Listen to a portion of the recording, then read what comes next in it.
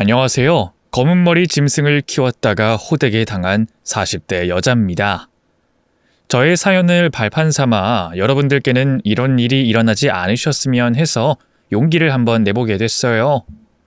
워낙 성실하신 부모님 밑에서 자란 덕분에 저도 그 피를 그대로 물려받았는지 인생을 통틀어 학교든 직장이든 지각을 단 한 번도 한 적이 없네요. 부모님께서 저에게 아주 좋은 습관을 심어주신 거죠. 그거 하나만으로도 저는 부모님께 큰 자산을 받은 것이나 다름없다고 생각해요. 부지런히 식당을 운영하시며 딸만큼은 안정적인 직장에 다니기 원하셨기 때문에 그 영향을 받아서 저는 공무원이 됐어요. 정해진 루틴에 따라서 일을 하는 게 적성에 맞아서 일이 천직처럼 느껴지더라고요.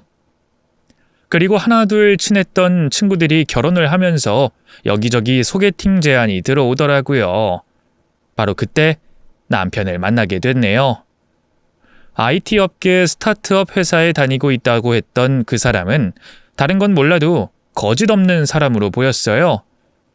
만나면 만날수록 서로 꾸밈 없는 모습을 보여주게 되니까 편하더라고요.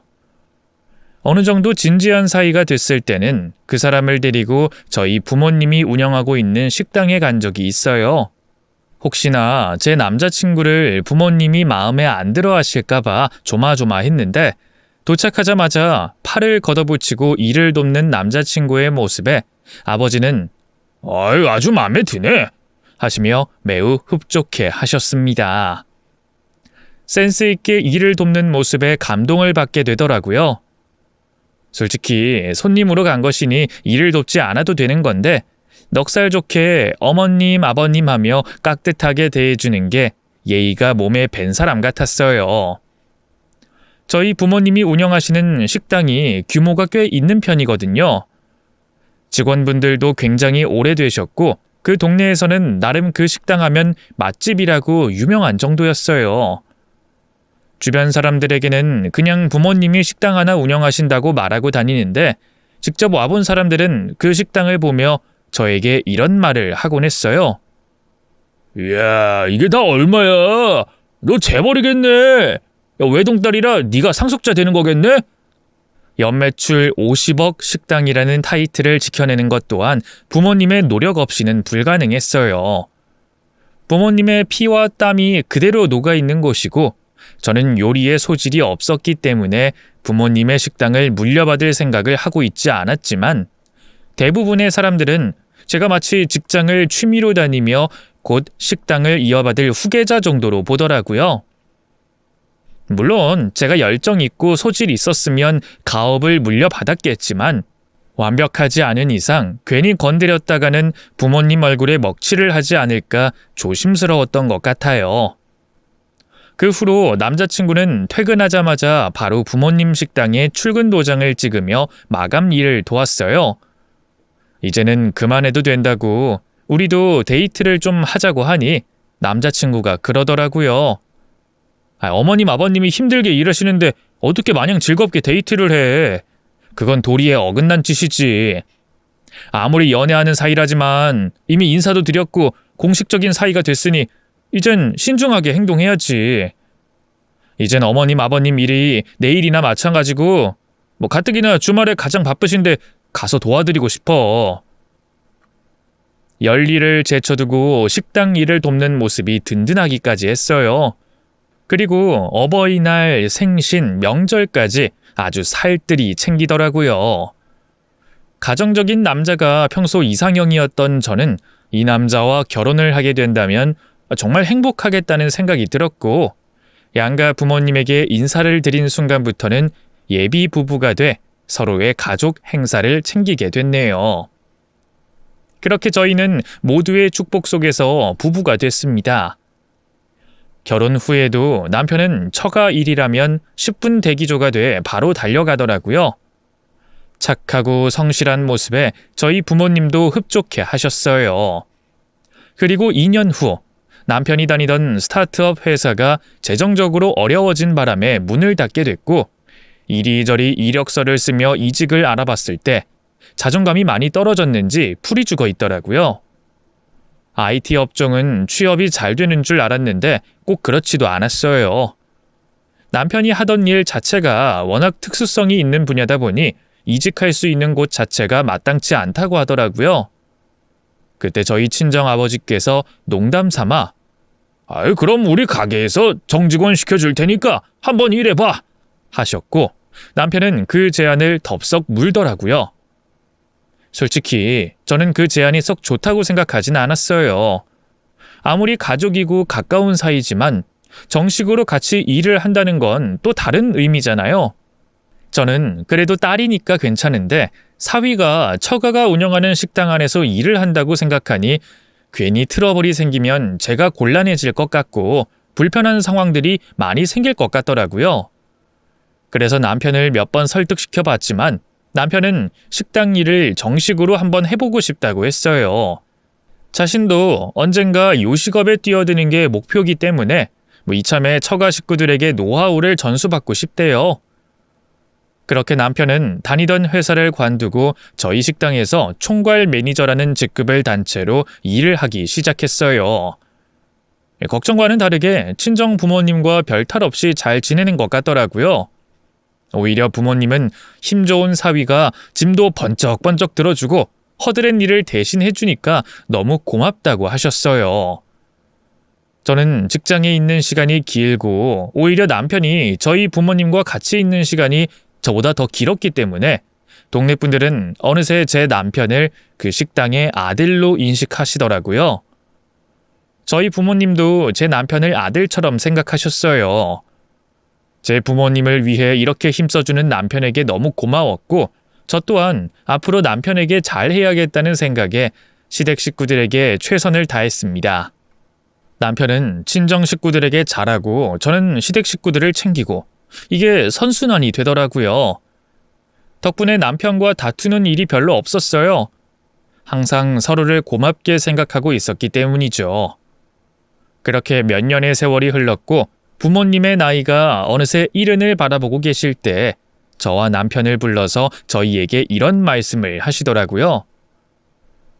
"이제 우린 은퇴를 하기로 결심했다." "은퇴요? 이제 다리도 아프고 몸이 예전 같지가 않어. 그리고 너도 잘 키워서 시집도 보냈는데 이만하면 우리도 이제 노후 즐겨야 되지 않겠어? 그럼 식당은요? 사위가 알아서 잘 챙겨주겠지. 청출어람이라고 우리보다 더 낫더라." 부모님이 은퇴를 결심하면서 식당 내에서는 큰 변화가 생겼어요.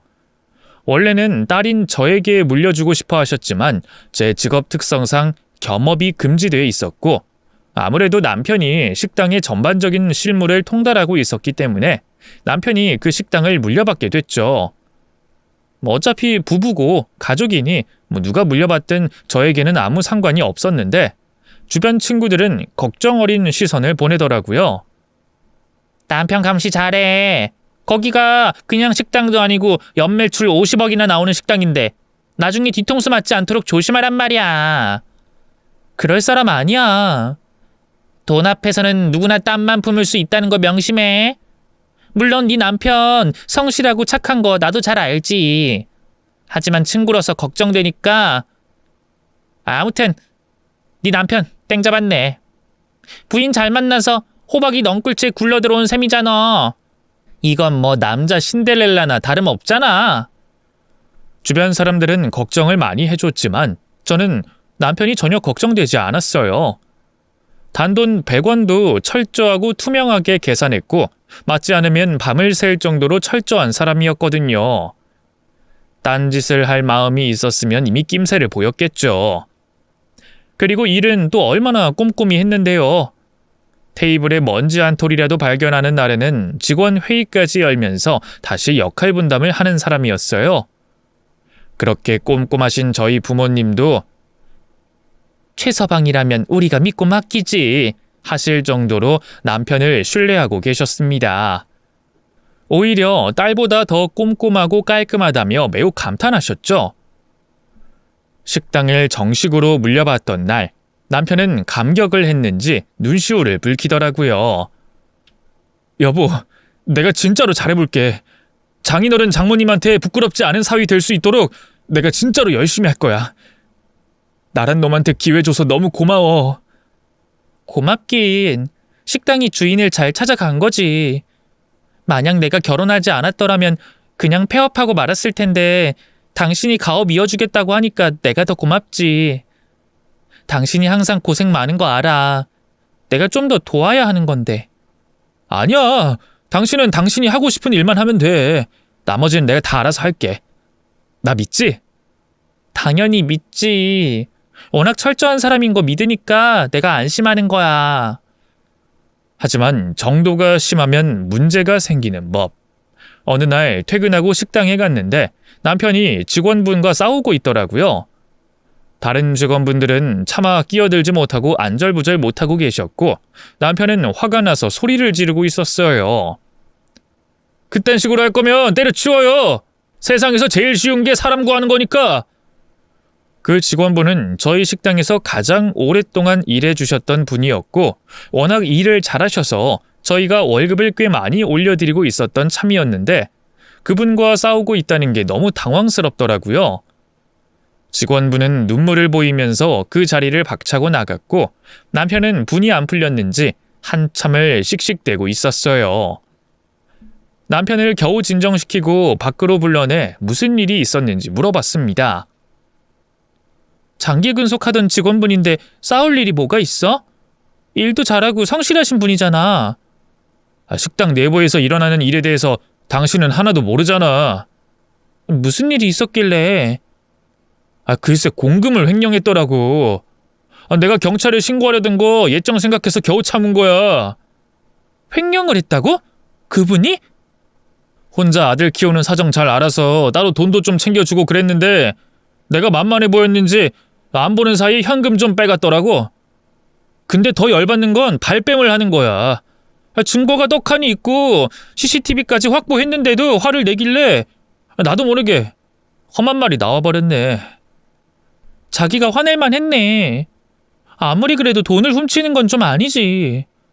그분 그렇게 안 봤는데 사람이 진짜 음침하네. 아무튼 해고하기로 마음 먹었어. 그런 직원까지 내가 품어줄 수는 없잖아. 그래, 잘 생각했어. 그런데 가뜩이나 사람도 모자란데 직원은 또 어떻게 구하게? 요즘 구인난이라고 하던데. 급한 대로 내 동생이 와서 일 해주기로 했어. 도련님이? 직장 다니고 있는 거 아니었어? 계약직이었잖아. 만료됐다고 하길래 여기로 와서 일 좀 배우라고 했어. 아무래도 가족이랑 일하는 게 나는 더 편할 것 같아서. 그래, 뭐 그건 당신이 알아서 하는 건데 괜찮겠어? 도련님 식당 일 한 번도 안 해봤잖아. 처음부터 잘하는 사람이 어딨어. 와서 배우면 금방 할 텐데. 그때는 남편의 말을 곧이곧대로 믿었어요. 그리고 고맙기까지 했습니다. 식당을 열정적으로 운영하는 모습이 보기 좋았거든요. 조직 내에서 잘못을 저지른 사람을 과감하게 잘라내는 게 대단해 보이더라고요. 모든 일에 열정이 별로 없는 도련님을 직원으로 고용했다는 게 마음이 걸리긴 했지만 그 집안의 아픈 손가락이기도 하고 남편이 동생을 끔찍하게 생각하는 걸 잘 알았기 때문에 이해하려고 노력했어요. 어차피 식당을 전체적으로 케어하는 사람은 남편이었으니까요. 하지만 그게 끝이 아니었습니다. 가장 연장자였던 직원분을 해고시킨 걸 시작으로 남편은 무슨 일만 터지면 직원을 밥 먹듯이 해고하기 시작했어요. 그리고 그 자리에 시댁 식구들을 채워 넣더라고요.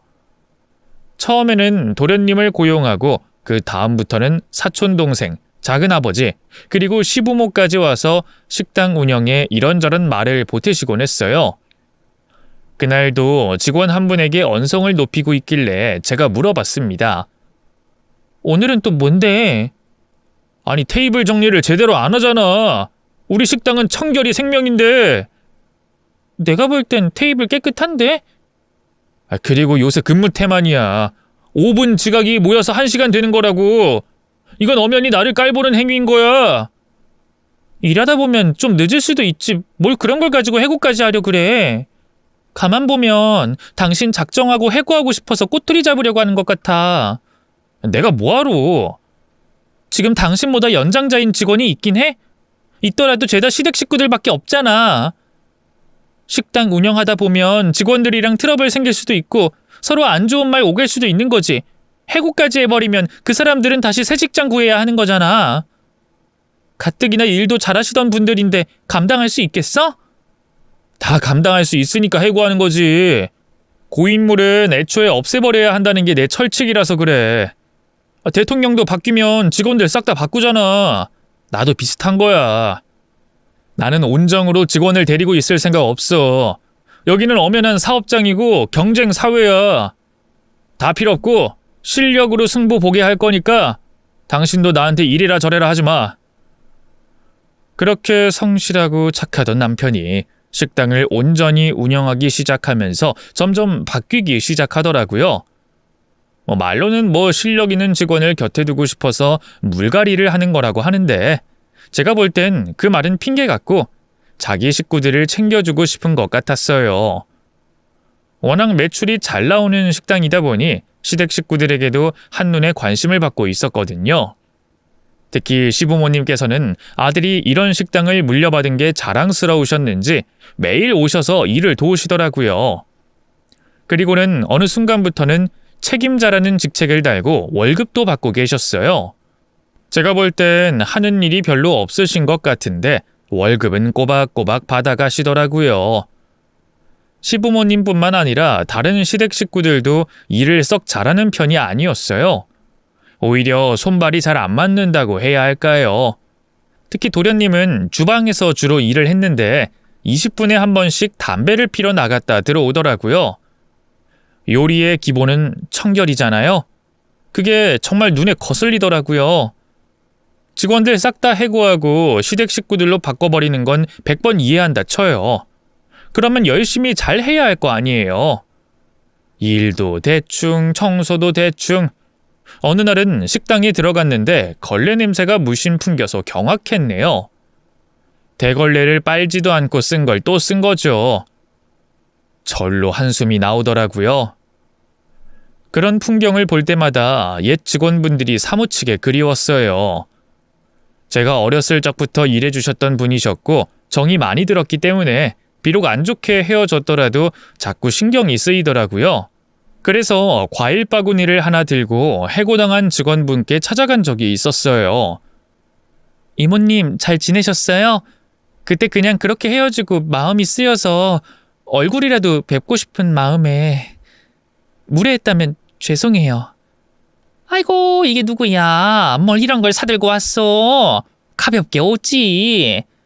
그래도 저희 가족한테는 은인이나 다름없는 분이신데 갑자기 해고당하셔서 많이 놀라셨죠? 아니 처음에는 많이 억울했지. 그래도 어쩌겠어. 바뀐 사장이 나더러 나가라는데 저리 싫으면 중이 떠나야지. 근데 제가 듣기로는 횡령을 하셨다고 하던데 솔직히 믿기 힘들어서요. 그게 정말이에요? 제가 아는 이모님은 절대로 그럴 분이 아닌 것 같은데. 횡령이라니? 내가? 네, 남편이 그런 말을 하더라고요. 그래서 본의 아니게 해고할 수밖에 없었다고. 횡령은 무슨? 그 사장이 카운터를 24시간 지키고 있는데 내가 어떻게 횡령을 해? 커피 믹스 하나 까먹을 때마다 눈치 주는 곳에서 그게 가능하겠어? 그럼 왜 해고당하신 거예요? 이럴 때마다 하루 종일 전화기 붙잡고 있더라고. 가족들이랑 통화하는 것 같던데 뭐 자리는 마련해 놨으니 출근만 하면 된다면서 식구들을 고용하고 있었어. 그럴 때마다 어김없이 한 명씩 해고당하게 됐지. 우리 사이에서는 순번까지 정해놨다니까. 이번에는 내 차례구나 싶더라고. 해고하고 싶은 직원이 있잖아? 그러면 하루 종일 눈에 불을 켜고 실수하는 것만 지켜봐. 만약 실수를 하나도 안 하잖아? 그러면 누명을 뒤집어 씌우더라니까. 내가 억울해서 노동청에 신고까지 하려다가 얘 사장님 얼굴 봐서 참는 거야. 그래도 아들 하나 키우면서 월급도 많이 올려주시고 덕분에 잘 살았으니까. 정말 황당하더라고요. 알고 보니 그 직원분은 횡령한 사실도 없고 그냥 누명을 뒤집어 쓴 채로 꼼짝없이 해고를 당한 거예요. 그냥 남편이 도련님을 고용하고 싶어서 짠 판에 휘말린 것뿐이었죠. 너무 화가 나더라고요. 저한테 거짓말 한 거잖아요. 그날 밤늦게 집에 들어온 남편을 붙잡고 물었어요. 요즘 식당 운영 잘 되는 거 맞아? 당연하지. 요새 술술 잘 풀리고 있는데. 왜? 내가 볼 땐 아닌 것 같아서. 얼마 전에 갔더니 걸레 냄새가 문 밖까지 풍기더라. 다른 건 몰라도 밥 먹는 곳이잖아. 그럼 냄새는 안 나게 해야지. 아, 그 대걸레 냄새? 내가 그거 버렸어. 이젠 안 날 거야. 그리고 청결이 예전 같지가 않아. 솔직히 나는 예전 직원분들이 있을 때가 더 좋았던 것 같아. 다시 고용할 순 없어? 잘못 저지른 직원들을 다시 불러내라고? 내가 뭐하러? 그리고 미안한데 식당 일은 내가 알아서 할게. 야, 안 그래도 마감하고 온 사람한테 일 얘기를 꺼내야겠어? 나도 지치고 힘들어. 말이 나와서 하는 얘긴데 지금 식당 직원 대부분이 시댁 식구들인 거 알아? 그런가? 뭐 어쩌다 보니 그렇게 됐네. 너무 가족만 고용하는 거 좀 그렇지 않아? 가뜩이나 식당 경험도 없는 분들이잖아. 걱정돼서 그래. 손발이 딱딱 맞아도 겨우 운영할 판에 지금 약간 정신이 없어 보여. 이대로 가다간 진짜로 순식간에 큰일 난다고. 당신도 식당 경험 전무하잖아. 아니 그런데 지금 나를 가르치려고 드는 거야? 나는 부모님이 평생 식당 운영하셔서 옆에서 많이 봤잖아. 그리고 나는 순수하게 손님 입장으로 말해주는 거야. 확실히 예전이랑 다르다고. 이제는 내 식구들이 식당에서 일하는 게 안 입고 온가 봐? 내가 언제 그런 말을 했어? 항상 그랬잖아. 당신은 무시하는 말투 좀 고쳐. 사람 기분 나쁘게 하지 말고. 내가 무시를 한다고? 당신이 지금 나한테 짜증내는 게 아니고? 솔직히 그런 일 하다 보면 안 좋은 소리도 듣게 되고 꾸준히 고쳐나가야 하는 건데 왜 당신은 들으려고 하지도 않아? 우리 부모님한테 식당 물려받자마자 직원들 싹 다 해고하는 경우가 어딨어?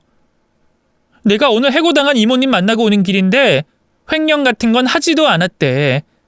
믹스커피 하나도 제대로 못 마셨다는데 뭘? 야, 내 식구들도 먹고 살아야지. 너는 우리 엄마 아빠보다 그깟 이모님이 더 중요하냐? 그만 좀 해. 가뜩이나 일 때문에 스트레스 받아서 짜증나 죽겠는데 사람 붙잡고 잔소리를 하고 싶어? 내가 지금 얼마나 어깨가 무거운지 알기나 해? 남편이 힘든데 도와주진 못할 망정 이상한 소리나 하고 있고 이러니까 내가 집에만 오면 더 지치는 거야. 변했어. 당신 진짜 예전 모습이 하나도 없는 거 알아? 그럼 사람이 변하지. 안 변하면 로봇이게? 무언가 단단히 잘못되고 있다는 걸 느끼고 있었지만 그걸 바로잡을 수 있는 방법이 없어 보였어요. 이미 모든 패는 남편에게 넘어간 상태라 제가 할 수 있는 게 아무것도 없더라고요. 가끔씩 시부모님을 만나면 하시는 말씀이 아주 가관이었어요. 시어머니는 제 앞에서 눈치도 없이 이런 말을 서슴없이 하시더라고요. 이참에 가게 이름을 최간애로 바꾸는 건 어떨까? 최 씨들이 하는 식당이라는 의미로. 아주 좋지 않니? 그리고 우리 최 씨 집안의 가업을 대대손손 물려줘야지. 그런 말씀을 하면 시댁 식구들은 좋다고 호응을 하더라고요. 저만 그 자리에서 불쾌함을 느꼈어요.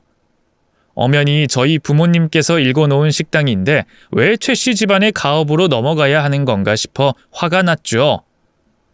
저희 부모님이 사위에게 가게를 물려주신 이유는 딸의 남편이기 때문이고 우리 집안의 가족으로서 식당을 잘 보존해 주길 바라는 마음이었을 텐데 시간이 흐를수록 자꾸 그 의미가 퇴색되고 있는 게 안타깝더라고요. 아무튼 시댁 식구들은 식당이 마치 본인들의 가업인 양 떠들고 다녔고 이리저리 과시를 하며 다녔지만 정작 식당 내부의 시스템은 살피지 못하는 것 같았어요. 예전 같았으면 그렇게 하면 안 된다고 잔소리를 했을 텐데 워낙 제 말을 귀담아 듣지 않은 남편이었기 때문에 저도 슬슬 지치더라고요. 그래서 저도 나중에는 될 대로 되라는 식으로 내버려뒀습니다. 뭐 알아서 하겠지 싶은 마음이었죠. 그러던 어느 날이었어요. 남편이 직원들과 회식을 하느라 늦게 들어온다는 거예요. 저는 또 잔소리를 할 수밖에 없었어요. 또 회식이야? 요새 자꾸 술 늦게까지 마셔서 새벽 시장도 못 가고 있잖아. 술 좀 적당히 마셔. 그러다가 재료도 못 사러 가면 어떡해. 알았다고. 내가 알아서 할 테니까 전화 좀 그만해. 내가 애냐? 저번에 회식한다고 해놓고 연락도 안 됐잖아.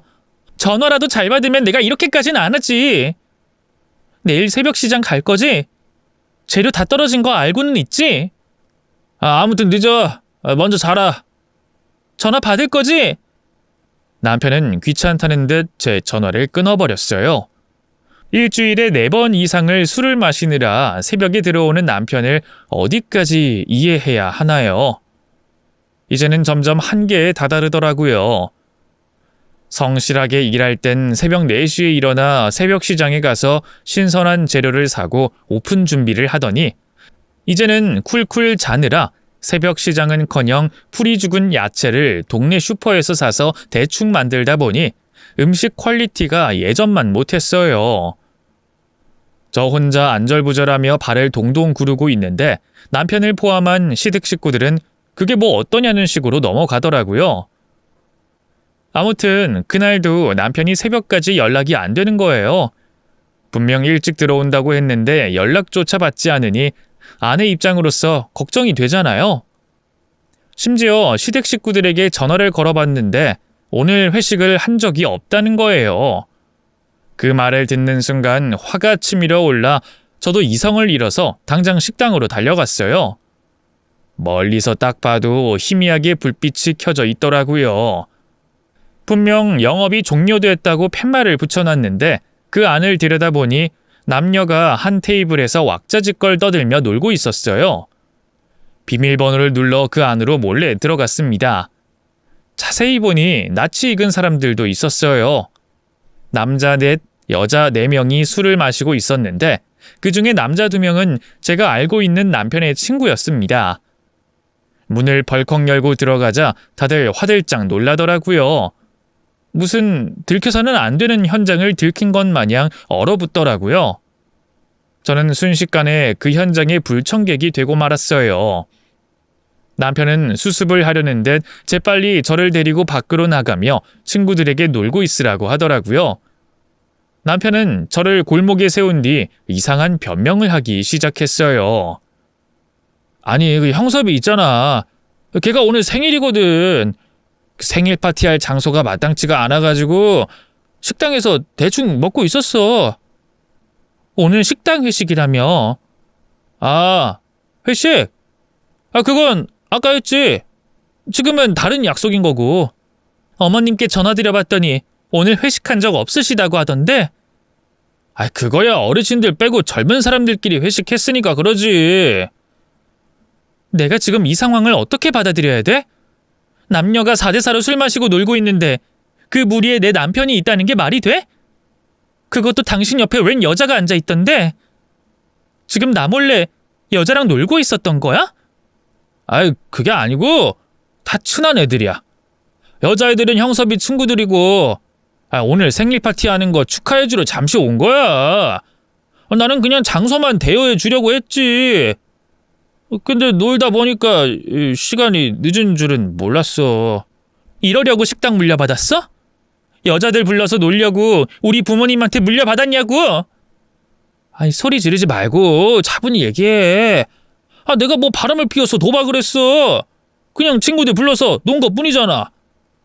이게 정상이니? 안에 있는 남자가 여자들 있는 모임의 장소까지 빌려주면서 같이 술 마셨다는 게 나는 도무지 이해가 되지 않아. 아까 식당 들어오면서 가만히 지켜봤어. 옆에 있는 여자랑 서로 팔도 만지고 어깨도 주물러 주더만. 오늘 처음 만났다면서? 처음 만난 사이가 정말 각별해 보이더라? 아내인 나보다 더 가까워 보이던데? 뭐 처음 만난 사이에 친해질 수도 있지. 이성이라서 이상하게 보인 거지. 남자라고 생각해봐. 하나도 이상할 거 없잖아. 지금 당당하게 굴 때가 아닌 것 같은데. 난 떳떳하니까 당당하게 구는 거야. 숨길 게 없으니까. 그리고 이런 거 다 고객 관리야. 저기 있는 사람들 전부 내 손님이고 고객인데 그럼 잘해줘야지. 그래야 나중에 또 와서 돈을 쓰잖아. 난 지금 비즈니스 하고 있는 거야. 비즈니스는 무슨. 친구들 불러서 허세 부리면서 돈만 펑펑 써대는 거 내가 모를 줄 알아? 큰 식당 운영하니까 당신이 뭐라도 된 것 같아? 그렇게 살다가는 큰 코 다쳐. 식당이 뭐 쉽게 운영되는 줄 아냐고. 당신한테는 그냥 장인 장모가 물려준 식당일지 몰라도 우리 가족한테는 인생의 전부나 다름없어. 그딴 식으로 운영할 거면 때려치워. 상관하지 말라고 했지? 아이씨, 아주 보자 하니까 사람 질리게 만드네. 당신이랑 할 말 없으니까 집에 가든지 말든지 알아서 해. 그리고 오늘 집에 안 들어갈 거니까 그런 줄 알아.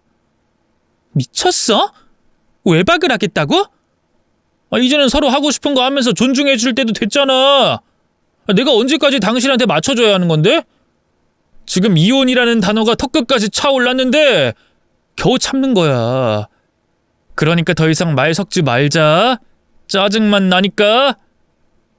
먼저 거짓말하고 여자랑 술 마시고 논 게 누군데 남편은 오히려 제 탓을 하며 의부증 환자 취급하더라고요. 저는 그저 남편이 성실한 예전의 모습으로 돌아왔으면 했던 건데 너무 큰 욕심이었을까요? 그때부터 남편과 저는 거의 말을 섞지 않은 채 냉전 상태가 이어졌고 도저히 힘든 감정을 참을 수 없었던 저는 당분간 휴가를 내기로 하고 당장 비행기 티켓을 끊었습니다. 저희 친정 부모님의 로망이 해외에서 살며 어학연수를 하시는 거라 식당을 정리하시고 바로 해외로 떠나셨거든요. 한동안 뵙지 못했던 부모님을 뵐 겸 그동안 있었던 일들을 털어놓을 겸 위로를 받고 싶어서 부모님이 계신 곳으로 비행기를 타고 달려갔어요. 혼자 오니까 대충 눈치를 채셨는지 아버지가 저에게 먼저 물어보시더라고요. 최서방은 싸웠어? 그냥 항상 좋을 순 없지. 식당은 잘 되고 있고 안 그래도 걱정돼가지고 최서방한테 연락했는데 받질 않더라. 요새 많이 바쁜가 봐. 장사가 예전보다 잘 되는 건가?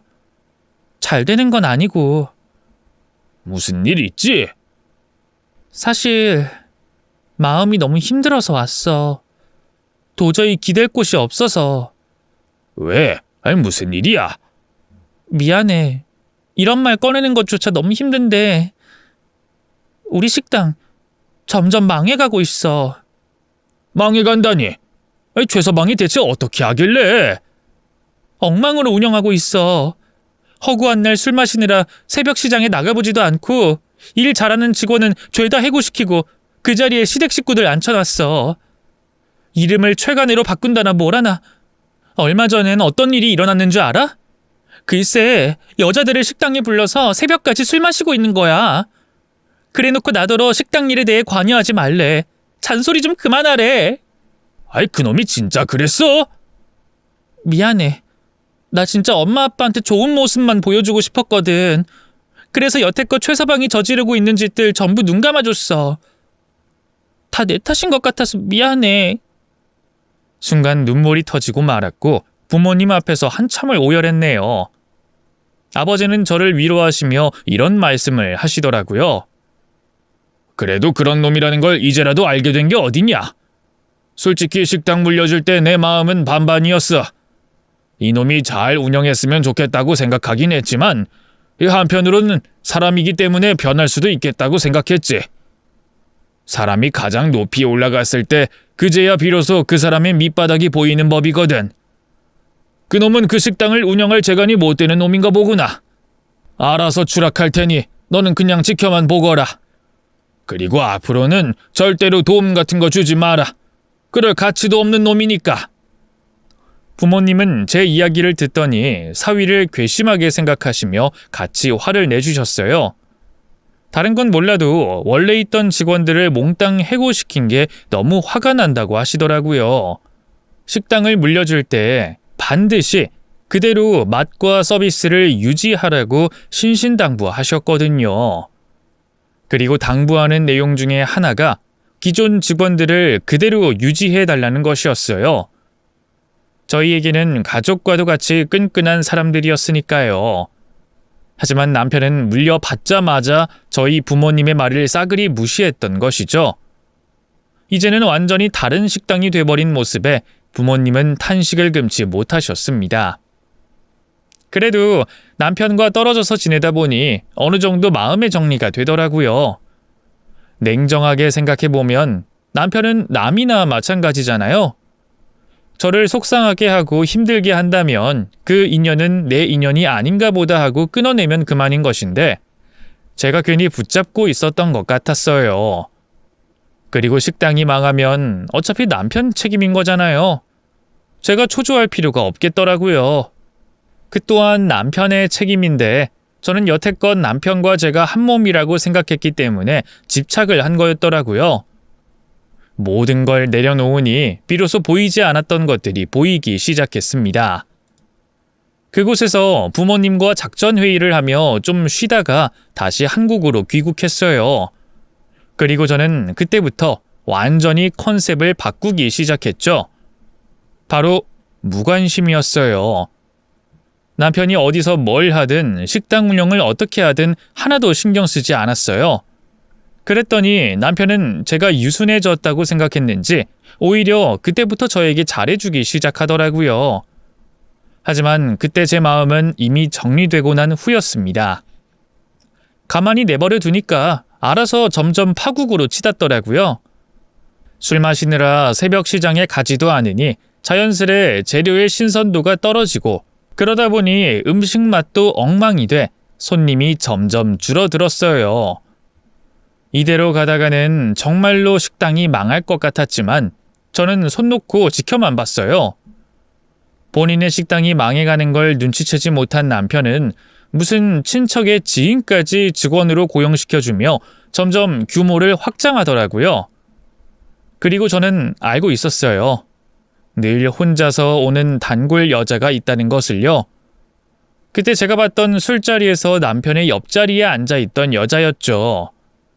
그 여자와 보통 사이가 아니라는 걸 진작에 눈치챘지만 그것 또한 내버려 뒀습니다. 적당한 때에 남편을 응징하려면 참고 또 참아야 했죠. 그렇게 아슬아슬한 식당 운영은 1년 만에 마무리 짓게 됐습니다. 폐업 위기에 처해진 것이죠. 하지만 남편은 이대로 죽을 수 없다며 대출을 끝까지 받아 꾸역꾸역 식당을 이어갔어요. 하지만 몇 달 가지 않아 다시 고꾸라졌습니다. 그제야 남편은 저에게 달려와 애원하더라고요. 여보, 그 장인어른이랑 장모님 아직도 해외에 계셔? 많이 바쁘신가? 뭔가 내가 잘못하고 있는 것 같긴 한데 그게 뭔지 알 수가 있어야지. 안 그래도 조만간 오실 거야. 아주 오시는 거야? 글쎄, 식당까지는 오실 필요 없다고 전해드려. 그냥 질문할 게 몇 개만 있다고 통화 좀 하자고 좀 전해줘. 저희 친정 부모님은 얼마 후 작전을 수행하러 한국으로 귀국하셨습니다. 괘씸한 사위를 위해 서프라이즈를 준비하신 것이죠. 저희가 준비한 작전이 뭐냐고요? 바로 같은 동네에 식당을 새로 오픈하는 것이었죠. 그리고 저는 이참에 직장을 관두고 아버지와 요식업에 뛰어들기로 약속했습니다.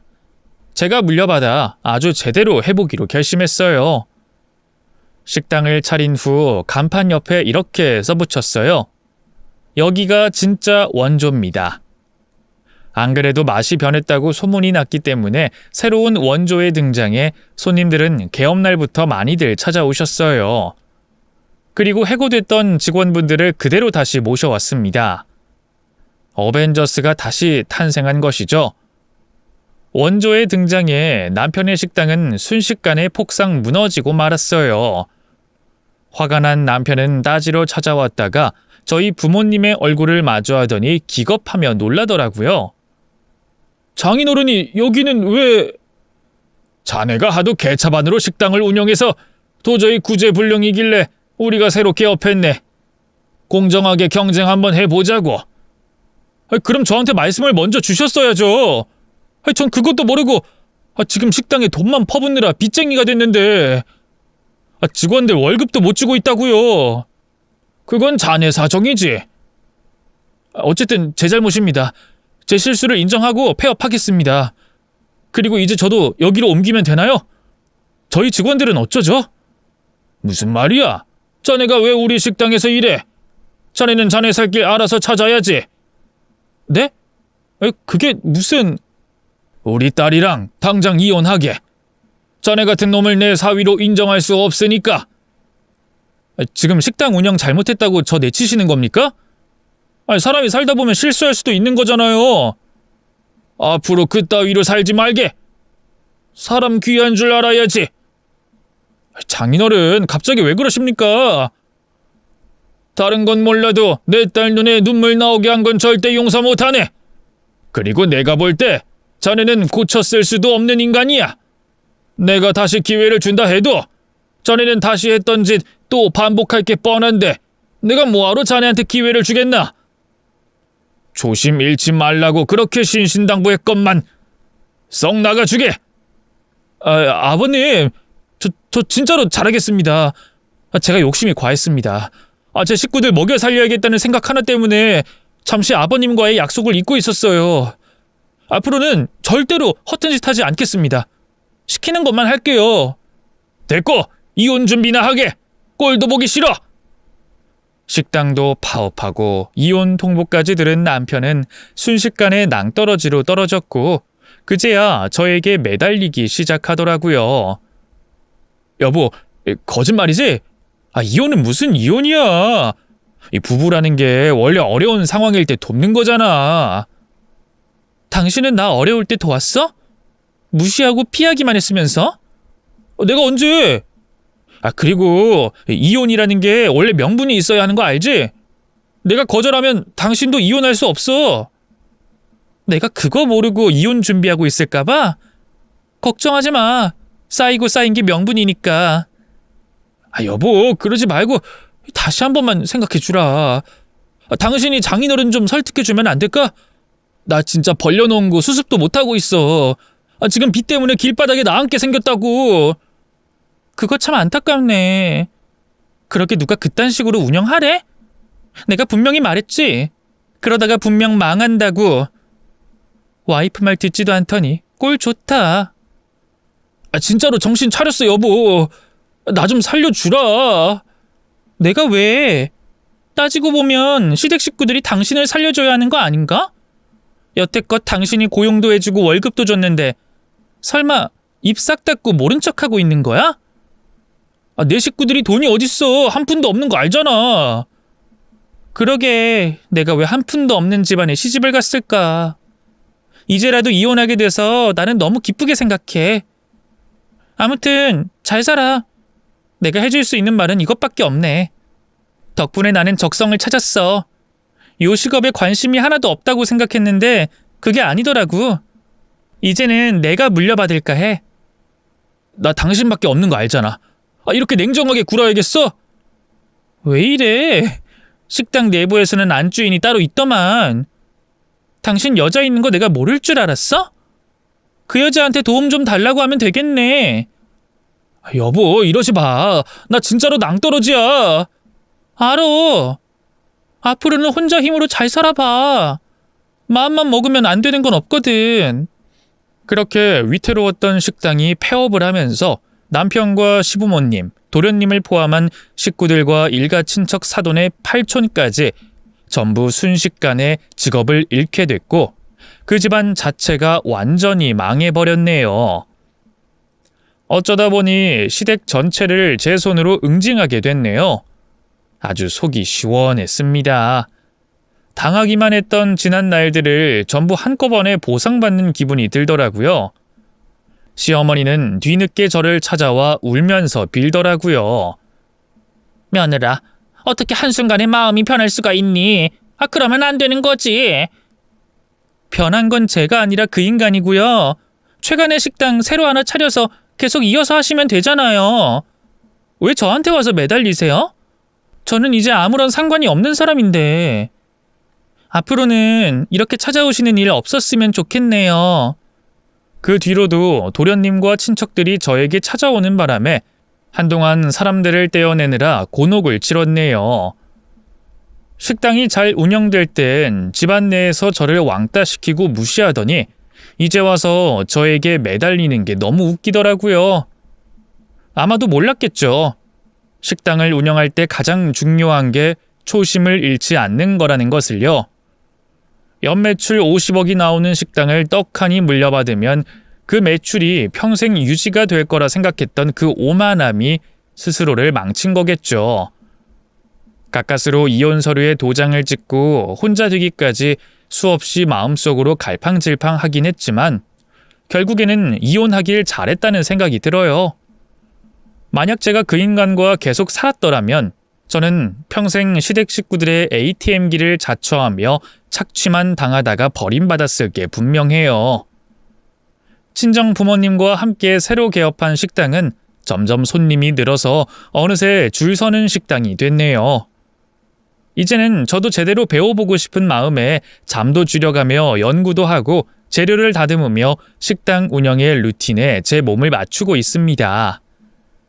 저희 부모님은 역시 송충이는 솔잎을 먹고 자라야 한다고 자신들이 식당 체질인 것 같다며 해외에서 충분히 쉬었으니 한동안 식당 일에 매진하고 싶다고 하시더라고요. 아직 갈 길이 멀지만 저희 부모님의 자부심을 지켜드리기 위해 열심히 노력할 생각이에요. 어느새 40대가 되고 식당을 운영하며 매일 반복된 삶을 살고 있지만 이 자체만으로도 저는 너무 행복합니다. 제가 언제 이렇게 부모님과 붙어서 생활해 보겠어요. 식당을 운영하다 보면 정말 다양한 사람들을 만나고 다양한 일이 펼쳐지거든요. 만약 기회가 된다면 그 이야기도 여러분들께 해드리고 싶네요. 오늘은 이만 여기까지 하고 다음에 또 찾아뵙도록 하겠습니다. 모두 행복한 하루 보내세요.